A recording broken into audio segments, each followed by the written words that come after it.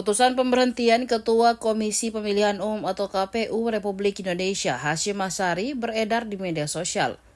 Dalam keputusan nomor 90 PKE DKPP 5 2024, Hasyim Asyari ternyata berjanji akan menikahi pengadu mantan Ketua PPLN Den Haag Belanda CAT. Dalam keputusan ini berbunyi, namun kemudian pengadu juga mengakui bahwa sebagai perempuan yang belum menikah sempat termakan rayuan dari teradu yang menjanjikan untuk menikahi diri pengadu dan menceraikan istrinya. Hasyim Asyari diberhentikan sebagai Ketua Komisi Pemilihan Umum Republik Indonesia atau KPU RI. Sanksi ini dijatuhkan dalam sidang putusan yang digelar di kantor DKPP Republik Indonesia Jakarta pada Rabu 3 Juli 2024. Hasyim Asyari memohon maaf kepada jurnalis. Hal ini bila ada tindakan yang kurang berkenan usai dijatuhi sanksi pemberhentian tetap sebagai anggota KPU oleh Dewan Kehormatan Penyelenggara Pemilu atau DKPP pada Rabu 3 Juli 2024. Bahwa pengadu mendalilkan teradu tidak menjaga asas profesionalitas dan melanggar prinsip proporsional dan profesional sebagaimana dalil pada angka 4.1.2. Berkenaan dengan dalil aduan pengadu bahwa teradu mengirimkan informasi yang bersifat rahasia, terungkap fakta dalam sidang pemeriksaan pada saat komunikasi intens antara teradu dan pengadu pada tanggal 6 Agustus 2023, teradu mengirimkan pesan terusan forward sesuai bukti P6. DKPP menilai tindakan teradu mengirimkan informasi maupun materi tentang pelaksanaan BIMTEK yang pembahasannya masih bersifat internal antara ketua dan anggota KPU tidak sepantasnya disampaikan kepada pengadu yang berstatus sebagai anggota PPLN. Apalagi disertai adanya pesan WhatsApp, keep secret for your eyes only, for your eyes only, dan not for share, menunjukkan bahwa informasi maupun materi yang dibagikan oleh teradu kepada pengadu bersifat penting dan rahasia. Terungkap pula fakta dalam sidang pemeriksaan dalam komunikasi intens tersebut, teradu mengajak pengadu jalan berdua di sela-sela acara BIMTEK di Den Haag, bukti P7. Terjadi juga komunikasi intens antara teradu dan pengadu melalui WhatsApp pada tanggal 12 Agustus 2023, vide bukti P13. Dalam komunikasi tersebut, pengadu meminta tolong kepada teradu agar pada saat kunjungan ke Belanda membawakan barang pengadu yang ketinggalan di Jakarta. Kemudian teradu menyanggupi permintaan pengadu dan mengirimkan daftar barang titipan pengadu berupa 1 rompi PPLN, 1 potong baju, 1 potong CD, dan 2 peks cuimi. Terhadap pesan tersebut, pengadu menanyakan apa yang dimaksud dengan CD, padahal barang tersebut tidak termasuk barang yang dititipkan oleh pengadu. Teradu menjawab dengan nada bercanda, "Oh maaf, keselip." Bukti P13. Terhadap fakta tersebut, DKPP menilai tindakan teradu tidak dibenarkan menurut etika penyelenggara pemilu. Teradu terbukti menyisipkan kepentingan pribadi dalam melaksanakan tugasnya. Permintaan teradu untuk jalan berdua dengan pengadu tidak patut dilakukan, mengingat status teradu yang sudah berkeluarga. Selain itu, isi chat teradu yang menuliskan CD yang diakui dalam sidang pemeriksaan adalah celana dalam, menurut DKPP tidak patut dibicarakan, mengingat status teradu sebagai atasan dari pengadu dan teradu sudah berkeluarga. Apalagi dalam pesan pengadu kepada teradu tidak ada titipan berupa CD untuk dibawa ke Belanda. Berkenaan dengan dalil aduan pengadu bahwa teradu memaksa melakukan hubungan badan, terungkap fakta dalam sidang pemeriksaan bahwa pada tanggal 2 sampai dengan 7 Oktober 2023 dilaksanakan kegiatan BIMTEK PPLN di Den Haag. Pada kegiatan tersebut teradu hadir pada tanggal 3 Oktober 2023 dan menginap di Hotel Van der Valk, Amsterdam, Belanda. Bahwa dalam sidang pemeriksaan pengadu mengaku pada malam hari tanggal 3 Oktober 2023 pengadu dihubungi teradu untuk datang ke kamar hotelnya. Pengadu kemudian datang ke kamar hotel teradu dan berbincang-bincang di ruang tamu kamar teradu. Dalam perbincangan tersebut teradu merayu dan membujuk pengadu untuk melakukan hubungan badan. Pada awalnya pengadu terus menolak, namun teradu terus memaksa. Saya ulangi, namun teradu tetap memaksa pengadu untuk melakukan hubungan badan. Pada akhirnya hubungan badan itu terjadi. Dalam sidang pemeriksaan, pengadu menyatakan Setelah kejadian tersebut, seminggu kemudian pengadu mengalami gangguan kesehatan fisik.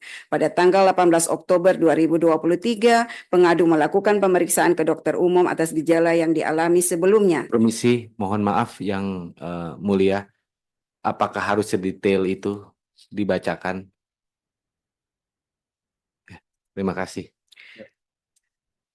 Saya lanjutkan. Hasil konsultasi dengan dokter menganjurkan agar dilakukan pemeriksaan lanjutan bersama antara pengadu dan teradu. Pada tanggal 31 Oktober 2023, pengadu menghubungi teradu melalui pesan WhatsApp agar teradu juga melakukan pemeriksaan kesehatan sebagaimana dianjurkan oleh dokter. Kemudian teradu menjawab, "Iya, siap sayang." Selanjutnya, teradu mengirimkan hasil pemeriksaan kesehatan teradu yang dilakukan di Indonesia disertai dengan caption, "Semoga kita sehat selalu." Vide bukti P15C. Dalam sidang pemeriksaan, teradu mengakui bahwa kata kita yang dimaksud dalam chat WhatsApp tersebut adalah teradu dan pengadu. Berdasarkan uraian fakta-fakta tersebut, DKPP menilai telah terjadi hubungan badan antara teradu dengan pengadu pada tanggal 3 Oktober 2023 sesuai dengan bukti P15A, P15B, P15C, P16, P20, dan P21. Berkenaan dalil aduan pengadu bahwa teradu menyusun dan menandatangani surat pernyataan tertanggal 2 Januari 2024, terungkap fakta dalam sidang pemeriksaan bahwa teradu mengakui membuat dan menandatangani surat pernyataan akuo pada tanggal 2 dan 5 Januari 2024. Bahwa surat pernyataan tersebut dilatar belakangi oleh kedatangan pengadu ke Indonesia dengan maksud menagih kepastian janji teradu untuk menikahi pengadu pasca kejadian pada tanggal 3 Oktober 2023. Bahwa pengadu datang ke Jakarta pada tanggal 9 Desember 2023 difasilitasi oleh teradu berupa tiket pesawat dan menyiapkan 1 unit apartemen dengan nomor 705 di Oakwood Suite Kuningan atas nama Wildan Sukoya untuk dipergunakan pengadu sejak tanggal 8 Desember 2023 sampai dengan 7 Januari 2024 sesuai bukti pihak terkait Ahmad Wildan Sukoya, vide bukti PT2. Akan tetapi pengadu tidak mendapatkan jaminan kepastian dari teradu sehingga pengadu meminta teradu untuk membuat surat pernyataan tertulis di atas materai yang pada pokoknya berisikan janji teradu kepada pengadu. Terhadap fakta-fakta tersebut, DKPP menilai bahwa tindakan teradu membuat surat pernyataan yang berisi janji-janji kepada pengadu layaknya prenuptial agreement atau kesepakatan jaminan suami istri merupakan tindakan yang tidak patut dilakukan oleh teradu. Tindakan teradu membuat surat pernyataan tersebut sangat relevan dengan peristiwa yang terjadi pada tanggal 3 Oktober 2023 di Hotel Van der Valk, Amsterdam, Belanda. Selanjutnya, berkenaan dengan dalil bahwa teradu menyalahgunakan jabatan, wewenang, dan fasilitas negara untuk kepentingan pribadi, terungkap fakta dalam sidang pemeriksaan bahwa benar teradu menggunakan kendaraan dinas milik teradu untuk kepentingan pribadi mengantar dan menjemput pengadu di luar tugas kedinasan pada saat pengadu berada di Jakarta. Bahwa teradu juga terbukti memfasilitasi tiket pesawat pengadu pulang pergi Jakarta Singapura dengan total biaya sebesar 8.697.500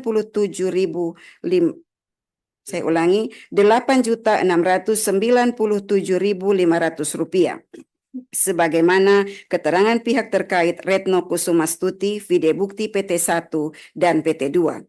Selain itu, teradu juga memfasilitasi penginapan di apartemen Oakwood Suite Kuningan dengan total biaya sebesar Rp48.716.900 sebagaimana keterangan pihak terkait Ahmad Wildan Sukoya, vide bukti PT1, PT2, dan PT3. Bahwa berdasarkan keterangan pengadu dalam sidang pemeriksaan, teradu juga memfasilitasi tiket pesawat pengadu pulang pergi Jakarta Belanda sebanyak 3 kali dengan total biaya 100 juta rupiah. Hal ini diakui oleh teradu dan menjelaskan bahwa yang membayarkan biaya tiket untuk pengadu adalah temannya.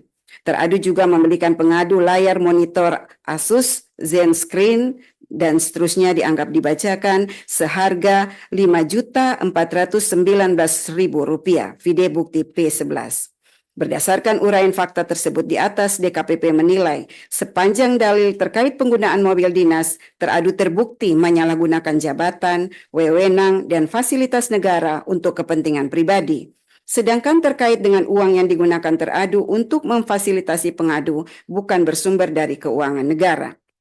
Namun demikian, fasilitasi yang diberikan teradu kepada pengadu membuktikan dan meyakinkan DKPP adanya hubungan pribadi yang bersifat khusus antara teradu dengan pengadu, mengingat fasilitasi serupa tidak diberikan teradu kepada penyelenggara pemilu yang lain. Berdasarkan seluruh uraian pertimbangan di atas, DKPP berpendapat dalil pengaduan pengadu sepanjang pada angka 4.1.2 terbukti dan jawaban teradu tidak meyakinkan DKPP. Teradu terbukti melanggar ketentuan pasal 6 ayat 1, pasal 6 ayat 2 huruf A dan C, pasal 6 ayat 3 huruf E dan F, pasal 17 ayat 1, pasal 10 huruf A, pasal 11 huruf A, pasal 12 huruf A, pasal 15 huruf A dan huruf D, pasal 16 huruf E, dan pasal 19 huruf F, Peraturan DKPP nomor 2 tahun 2017 tentang Kode Etik dan Pedoman Perilaku Penyelenggara Pemilu. 4.4. Menimbang dalil pengadu selebihnya, DKPP tidak relevan untuk mempertimbangkan. 5. Kesimpulan. Berdasarkan penilaian atas fakta persidangan sebagaimana diuraikan di atas, setelah memeriksa keterangan pengadu, jawaban dan keterangan teradu, membaca dan mempelajari kesimpulan tertulis pengadu dan teradu, membaca dan mendengar keterangan saksi ahli pengadu, memeriksa dan mendengar keterangan pihak terkait, dan memeriksa bukti-bukti dokumen yang disampaikan pengadu, teradu, dan pihak terkait, DKPP menyimpulkan bahwa 5.1. DKPP berwenang mengadili pengaduan pengadu. 5.2. Pengadu memiliki kedudukan hukum legal standing untuk mengajukan pengaduan akuo. 5.3. Teradu terbukti melakukan pelanggaran kode etik dan pedoman perilaku penyelenggara pemilu. Berdasarkan pertimbangan dan kesimpulan tersebut di atas. Bismillahirrahmanirrahim. Memutuskan. 1. Mengabulkan pengaduan pengadu untuk seluruhnya. 2. Menjatuhkan sanksi pemberhentian tetap kepada teradu Hasyim Asyari selaku Ketua Merangkap Anggota Komisi Pemilihan Umum terhitung sejak putusan ini dibacakan. 3. Presiden Republik Indonesia untuk melaksanakan putusan ini paling lama 7 hari sejak putusan ini dibacakan. Dan 4. Memerintahkan Badan Pengawas Pemilihan Umum untuk mengawasi pelaksanaan putusan ini. Demikian diputuskan dalam rapat pleno oleh 6 anggota Dewan Kehormatan Penyelenggara Pemilu, yakni Hedi Uligito selaku Ketua Merangkap Anggota, C. Kristiadi, Ratna Dewi Pitalolo, Idewa Kade Wiarsara Kasandi, Muhammad Tio Aliansa, dan Loli Suendi masing-masing sebagai anggota. Pleno pertama pada hari Selasa, tanggal 11 bulan Juni tahun 2024, dan pleno kedua pada hari Rabu tanggal 12 bulan Juni tahun 2024 dan dibacakan dalam sidang kode etik terbuka untuk umum pada hari ini tanggal 3 Juli tahun 2024 oleh Hedi Uligito selaku Ketua Merangkap Anggota, C. Kristiadi, Ratna Dewi Pitalolo, Idewa Kade Wiarsara Kasandi, dan Muhammad Tio Aliansa masing-masing sebagai anggota. Kepada Bapak Ibu para pihak yang hadir dalam persidangan ini, baik yang hadir secara di ruang sidang ini maupun yang hadir secara online, saya ucapkan terima kasih atas kehadirannya di ruang sidang ini. Kepada rekan-rekan, para jurnalis yang saya cintai, saya banggakan, sidang ini sidang terbuka, saudara-saudara boleh meliput, tapi mohon dengan hormat, saudara-saudara semua, dengan bijak menyiarkan jalannya persidangan ini. Ini sekedar himbauan saya, bukan perintah. Terima kasih saudara-saudara jurnalis atas kehadirannya di ruang sidang ini.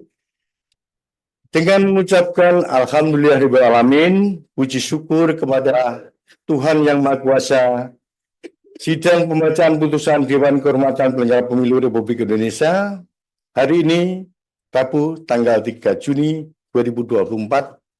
Dengan ini saya nyatakan ditutup.